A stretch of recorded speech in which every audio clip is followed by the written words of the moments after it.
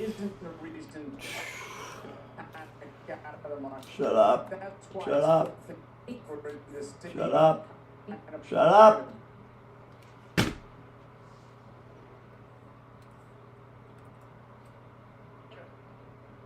What's going on, guys?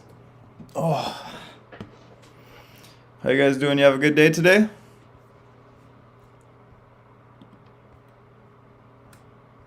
All right.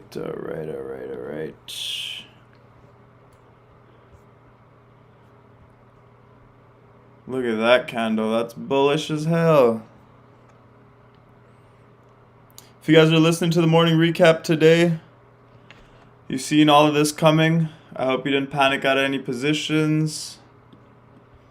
There's a lot of noise in the chat room. Doesn't matter what trade I took. What's up, Raji? How you doing, bro? What's up, Coleman? I see you, bro. The nudge every day. I see you. Getting better. I seen your trades today. You getting that play of the day today? How you doing, Stonctions? Okay, so let's get it going here. I got Tesla at the end there. Don't worry. Yeah. So today was a weird day. Obviously, we told you guys it was gonna be very, very volatile. Look at this crazy movement on SPY today. So in the morning we had the pre-market and pre-market lows and pre-market highs drawn out like we do every day. And all day we were just bouncing in between there until we broke it. We broke down on SPY here. We had that huge Fed candle right here. Look at the bear volume. The thing to know about this stuff is the algos control most of this stuff. So most of the selling volume right here, it was algos. But what happened was right away we bottomed out and we bounced fat. So let's take a look if we got any support. I think BV7 was talking about some kind of support down here. I didn't even see it. Let's take a look. It's just an intraday support I guess he was talking about. This one right here. Go back to the 15. Yeah, so it was just holding this 419.95, 420 level here. We got that bounce that we needed. Got a pretty good bounce off of 420 here. We went all the way to 423.59, and then we kind of closed the day kind of weak. But if what you have to look for on these consolidations is, first of all, you have to look for what was the move. So we moved from 420 all the way to 423.59. So that's a $3.59 move, right?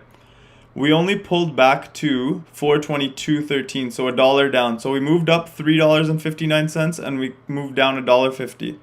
So right now, SPY looks fine. Everything looks healthy. We're still almost at all-time highs. No big deal here. If you look at the daily, everything looks fine. I told you guys in the morning, the initial reaction to the Fed is usually not the right reaction. And that's exactly what happened. Today, they kind of delayed it out a little bit, just to scare as many people as possible.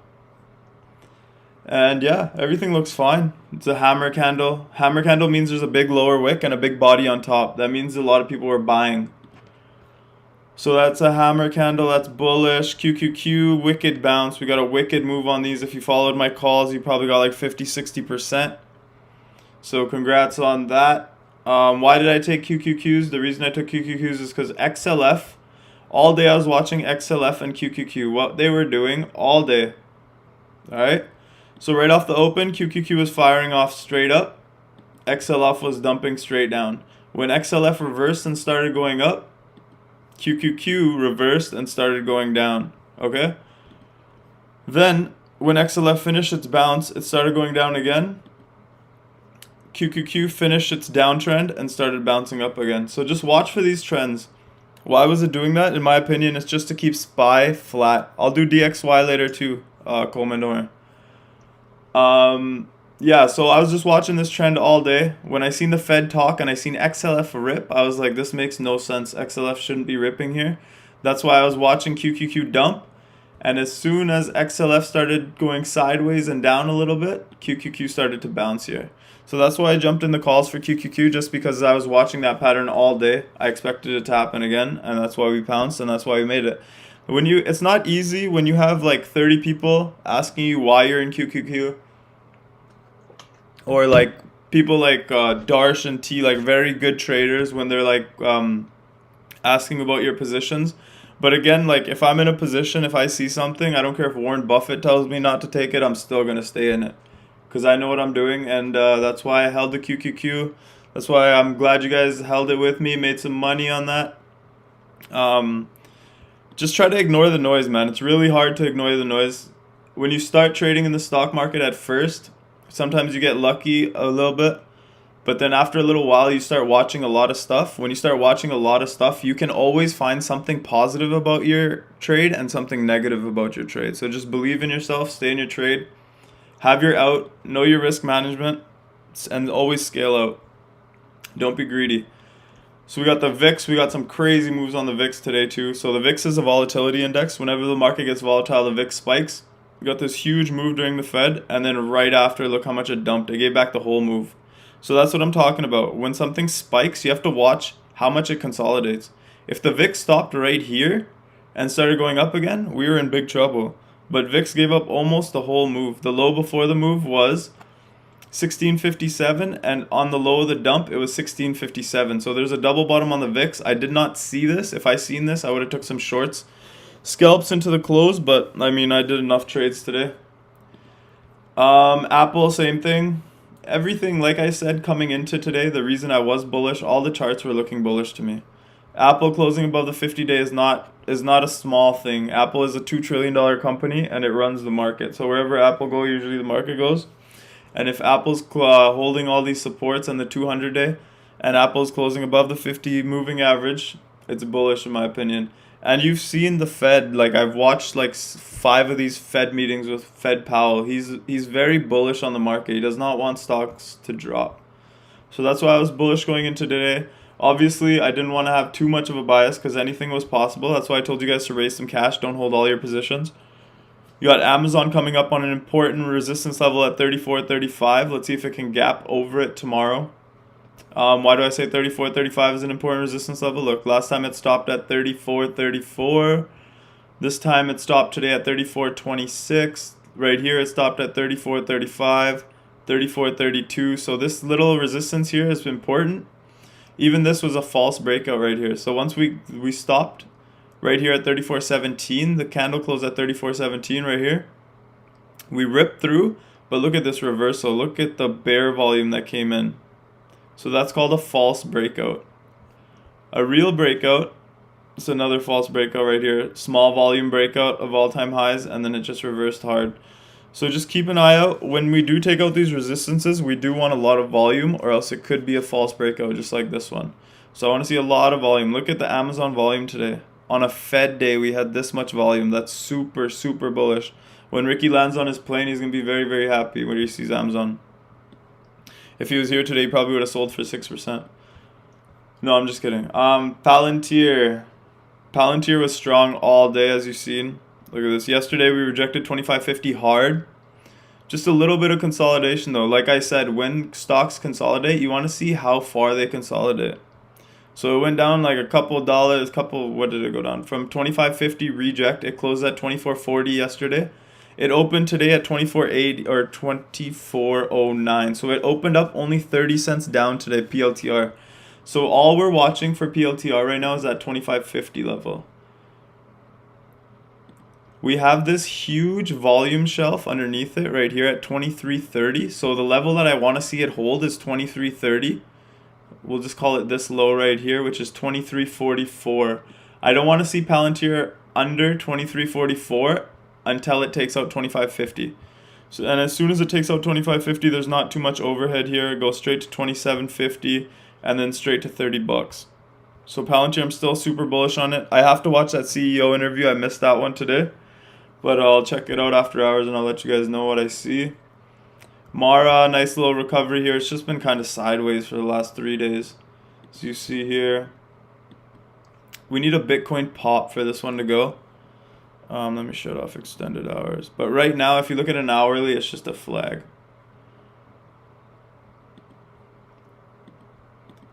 Like, this is all you should be watching on Mara right now. Obviously, watch Bitcoin after hours. But right now, it's just like a huge gap up on big, big volume. And now it's consolidating, letting all the moving averages catch up. And I want to see it take out the top of the wedge with some force.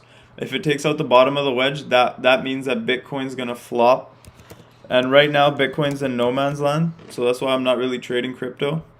Could go up, could go down. There's no real trend on Bitcoin here. The easy short was through this line. The even easier short will be through this line because this bear flag is getting some follow through right now. Right now, Bitcoin doesn't look too good to me. But like I told Responsible Leader, we're waiting for this yellow line around $41.95 or $42,000. We're waiting for that to short Bitcoin. And if it breaks through that with volume, I'll go long Bitcoin with the rest of you. It's all technicals here. I have no bias on Bitcoin at all. Twitter, I did not like this daily candle today. I don't know why I opened this chart. Something told me to open this chart today. And I opened it. And what did I say this morning? I said we have a gap to fill all the way up to here. So if you guys know, I think there's a statistic called something like 75 or 80% of all gaps in the stock market get filled. And this gap down goes all the way to 64 bucks. It's trading at 59.93 right now. And it's struggling with the 50-day moving average here. So it closed below the 50-day moving average, which is at $60.22. It closed at 59.93. I want to see it close above $60.22, and then it can run to 64.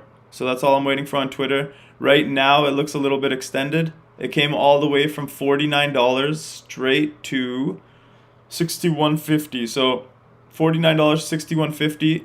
I wouldn't be shocked if it took a couple of days to consolidate here. Let these moving averages catch up a little bit and then takes off. Let's see what happens on Twitter, but there's a lot of big bull bets coming in.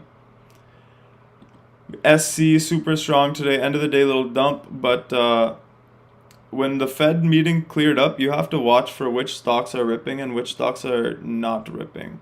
And those stocks that are ripping are showing insane strength. So SC was just straight up. Even during the Fed, it was a little gap down, held this volume shelf here, and just went up again. End of the day, a little bit dump, no big deal. It's probably just algo selling. If you look at it daily, we're still right at all-time highs here. This could be a potential head and shoulders. If you guys are looking at this, I'm not in any SE calls, but I have a ton of equity. So what I might do tonight actually is I'm supposed to go over all my equities and put in some stop losses. I will send that list to you guys if I have time to do all of it, but whatever I do tonight, I'll send it to you. Right now, SE looks fine to me. It's just consolidating after this huge run. Again, it ran from $200 flat all the way to $282. It's an $82 move in like 3 weeks. It's due for some consolidation. Like, I mean, there's no other way to put it. Even if it moves like this a little bit, like sideways, I'll probably put my stop under this fat candle right here at 264.37. So I don't mind giving away $10 on my equity if it means I can stay in for the next big move up. I have the CRM here, don't worry. I'll do it at the end. So we got NEO here. NEO is nothing today. It's just a big nothing burger. Just completely sideways all day. Up, down, just volatility, chop. If you look at the figures or the channel here, it's pretty much just in this channel all day until the end of the day. So it held 43.88 and the top of it was 44.65. End of the day we had a breakout, nice buying volume into the close here. That's the opposite of what the market was doing. Remember that. That's important. The market was dumping here and NEO was flying. So we're going to go back to that broadening wedge that we were talking about. And look where it closed. Remember this morning what I was saying? As long as we close inside this broadening wedge, this is very bullish.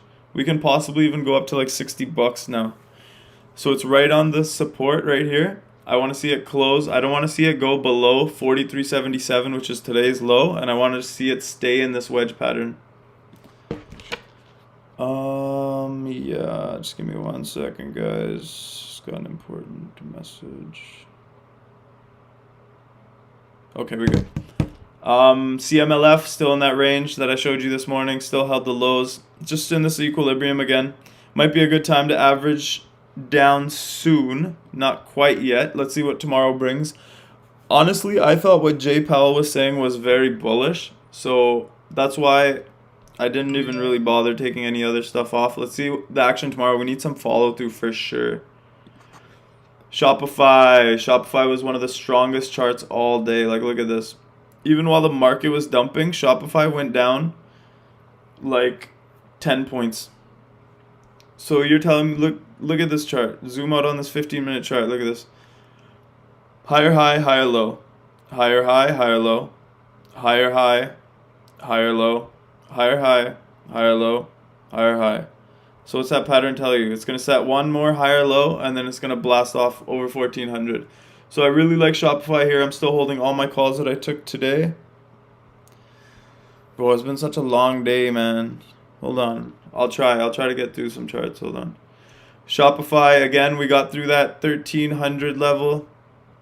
Right now, the only resistance left is 1500 all-time highs. And if it does pull back here, where it is kind of overbought, but look at the volume that came in today. Let's see if this one follows through tomorrow. I expect a gap up on this one tomorrow, but we'll see in the morning. And if it does pull back, I want to see it hold 1300 no matter what. Like if it goes back into 1300, it'll stay range bound for a while. Like you guys seen over here. You see how it broke out for one day over this last purple resistance, which is 1105. It broke out to 1146. The next day went right back into the range. Look how long it stayed in that range.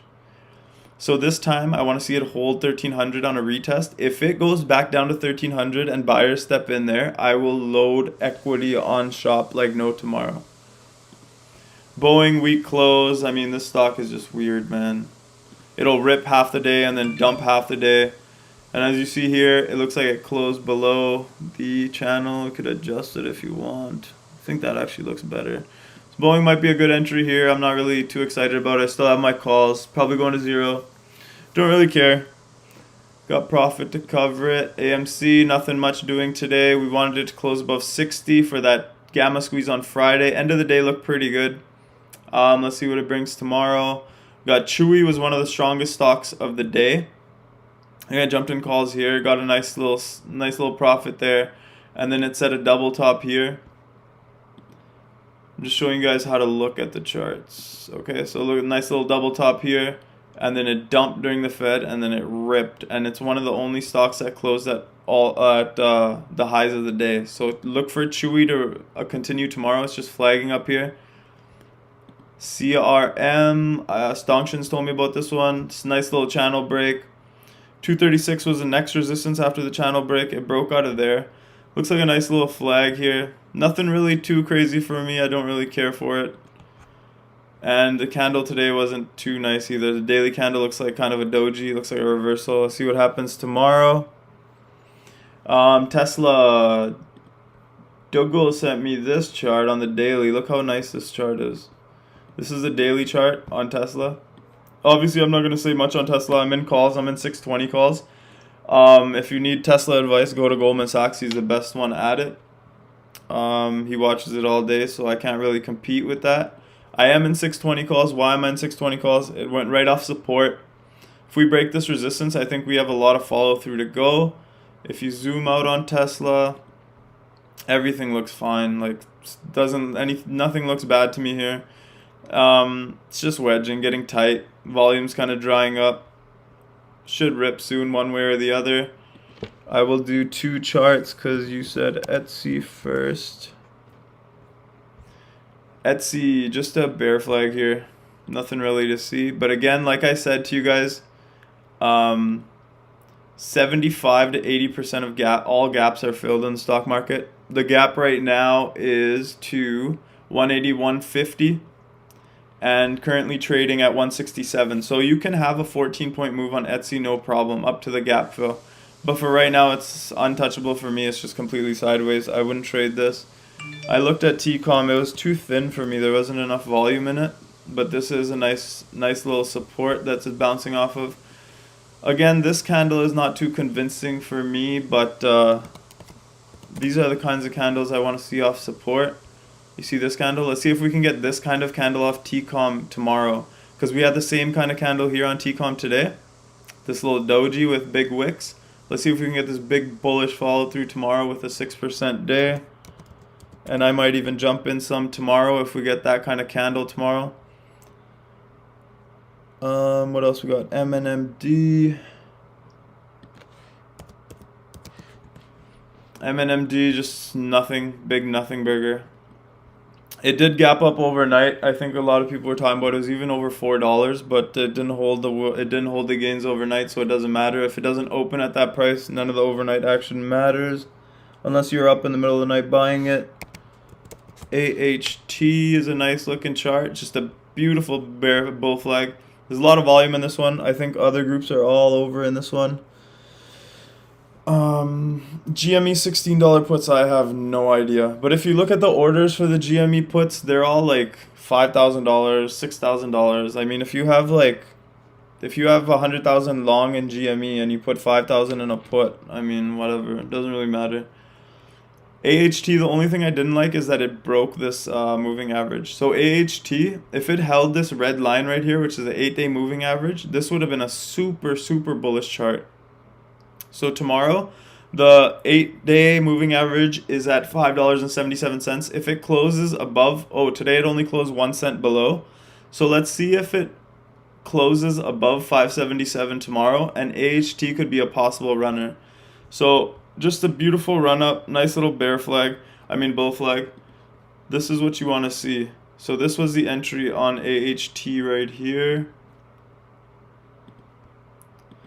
You see this huge run up, consolidated, let the moving average catch up, and then just took off from the moving average. So tomorrow, if it starts going and it takes out 5.77 and $6, this one could fly to all-time highs again. I know there's a lot of memes or something, a short squeeze going on in here.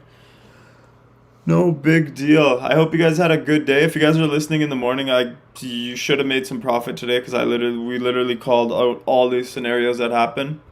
And I am very tired, so I'm gonna see you guys tomorrow. Thanks for attending.